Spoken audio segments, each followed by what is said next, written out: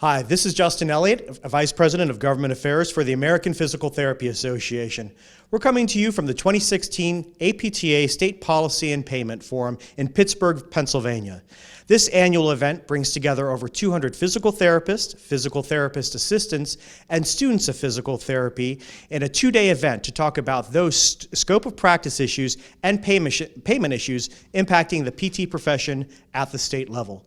Joining me today is APTA President Sharon Dunn and Christina Fauché, who is the Legislative Chair for the Louisiana Physical Therapy Association. Sharon, Christina, welcome. Thank you. Sharon, you know, so much focus is often given to what's happening in Washington, D.C. and what's going on in Congress, but you know, there's a lot of activity and action happening at the state level. Why should folks be excited and pay attention as to what's going on in state legislatures and with their state payers? I think what happens on the state level is where you can see the direct impact, both for the patients to be able to access physical therapy and for the payment directly to the providers. That's where the rubber meets the road in health policy and payment issues. So it's exciting to see how quickly those changes impact both practice and the patient's ability to receive our care.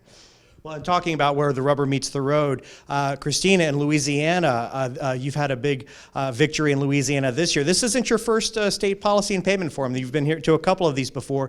And tell us, you know, what are some of the things that you learned here at the state forum and past forums that you were able to utilize in Louisiana, but also a little bit about the battle that you had, and it was a big one in Louisiana this year. It was huge. So last year, I remember sitting here listening to Joe Donnelly's discussion from Georgia, and he had a phenomenal presentation because they had just had success with direct access. We are fortunate in Louisiana where we have our lobbyists come with us, so he and I took a lot of great notes, and we used that as a game book throughout the session. We went back to that, and a lot of our success was contributed to the social media campaign that we ran.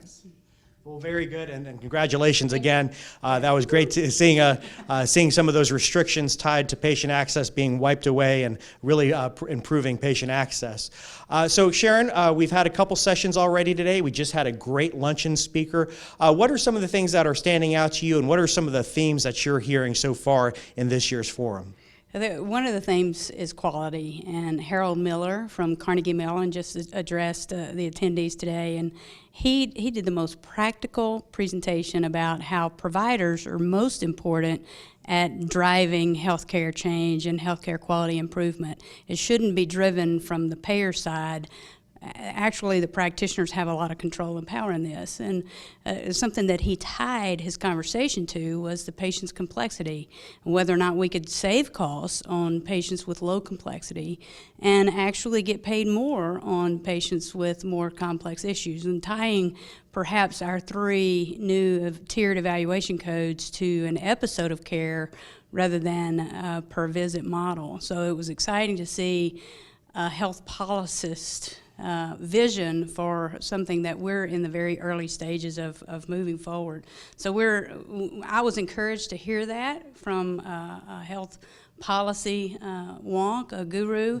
It makes me feel like we're on the right path, and so APTA will have a lot of resources to prepare clinicians to use these 3 new evaluation codes, and I think it's not going to have an immediate impact, but long-standing with quality being an issue, I think we're on the right track for that. So that's really confirming to me, and excited me to hear him say that. All right, well, Christina, Sharon, thank you so much. You know, you can find a number of resources, everything from payment reform to the new eval codes at APTA's website at apta.org. Stay tuned for additional updates and dispatches from this year's 2016 APTA State Policy and Payment Forum.